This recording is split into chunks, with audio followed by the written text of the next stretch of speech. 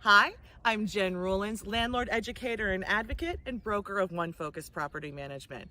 I'm in a really cool location today, but before I tell you about that, today's video is all about how people are building wealth through real estate investment. There's a couple of basic strategies. You see these words around, and I'm going to explain them to you.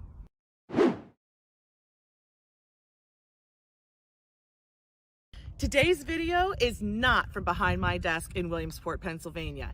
Today, I'm in Owanga, California, visiting some family. I'm going to show you the view. Mount Palomar Observatory is behind me. This is the high desert of California, about 2 hours outside of Los Angeles and San Diego. But it's a really cool backdrop to talk about real estate investment, because if you're in Pennsylvania investing in real estate, I think you've got dreams of living in a place like this.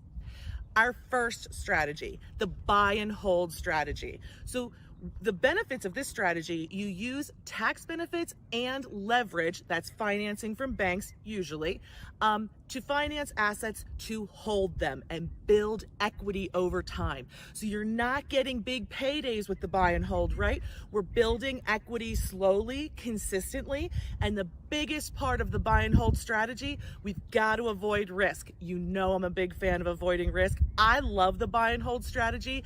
It's slow and consistent, but there are some more exciting ones we'll talk about next.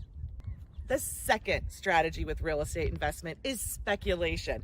Now, where buy and hold was really conservative and long-term steady, speculation can be both short-term and long-term, but it's very risky because you're buying the property, you're investing in the property on the speculation that something's going to change to increase the value of that property substantially.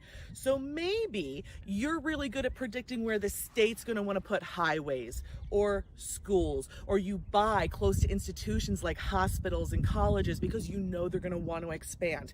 So sometimes you can incorporate speculation with a different real estate strategy. Speculation isn't my favorite, but I'm not really good at predicting the future. Maybe you are.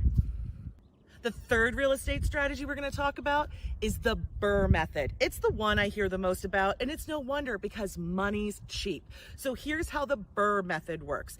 That is BRRRR. It stands for buy, renovate, refinance, and repeat. And the idea is you buy an asset and you're specifically going to increase the value of that asset through investment. So usually through renovation and capital improvements. Once you've completed that process, you go back to the bank and say, hey, I bought this property and it's now worth this much on the market. Can you please give me a loan against it? You take that equity out and you go do the next one. Sometimes you're going to go ahead and sell that property pretty soon. Sometimes you incorporate the BRRRR with a buy and hold. So there's a couple different ways to do this, but the basic idea is you buy the property cheap in a distressed condition, you improve it, and you gain that cash from the bank through a refinance. And so there's a lot of people doing this right now. I think you need a really great team because you've got to do the renovation and the financing and the acquisition all really in concert. So you got to have a good team. It's not always for newbies. The fourth strategy for real estate investment is my favorite, and it's the value add strategy. And like other strategies, you can use it in conjunction with other strategies. But value add is not unlike the BRRRR method, right? Because value add is we add value to the asset. But I love the value add strategies because they're so much more expansive than just renovating properties. Yes, there's often an element that comes with that. But I have seen properties in perfect condition that are not stable, not producing value for the client, and it's for all these other reasons. So I'm actually going to do a whole series. I'm building a class right now, but I'm going to do a whole video series on value add strategies. They're cool, they're creative, and they all don't have to cost you money, but they still add to your bottom line and the value of your asset. Our fifth real estate strategy, flipping. You know this because you watch TV. Flip it, dip it, swish it, list it. You know that everybody is out there flipping.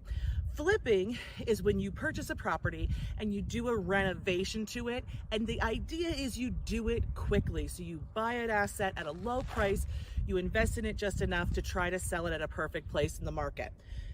Flipping's great. Flipping works really well for people who are positioned to do it.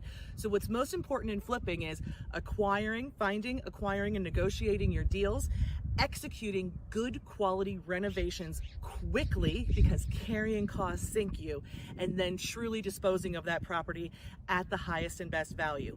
Flipping is about quickness. It's about execution and quality. You can develop a reputation in your market as an A+ flipper that puts a premium on your listings when you sell it. You can more easily lose a lot of money. So people talk about flipping because they watch these television shows and it's very intriguing. I love this idea. I think it's a great way to be entrepreneurial with you and your family as kind of a side hustle. However, it does get some naive people in over their head really quick. So always best to consult some professionals and make sure you're well positioned to make the most out of that flipping investment.